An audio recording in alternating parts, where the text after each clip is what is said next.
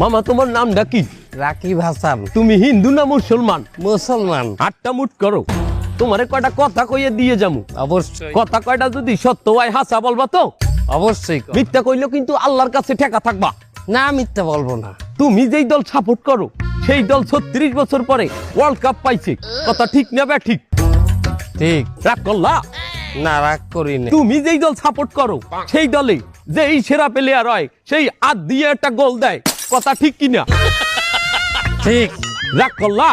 না রাগ করি না। তুমি যেই দল সাপোর্ট করো সেই দলে বর্তমানে একটা প্লেয়ার ছাড়া আর কেউ খেলতে পারে না, কথা ঠিক না বে ঠিক? ঠিক। রাগ করলা? না রাগ করি না। তুমি যেই দল সাপোর্ট করো সেই দলের 3টা বিশ্বকাপ সাপোর্টাররা মনে করে 50টা বিশ্বকাপের সমান, আর ব্রাজিলের 5টা বিশ্বকাপ রে ওরা একটাও ধরে না, কথা ঠিক না বে ঠিক?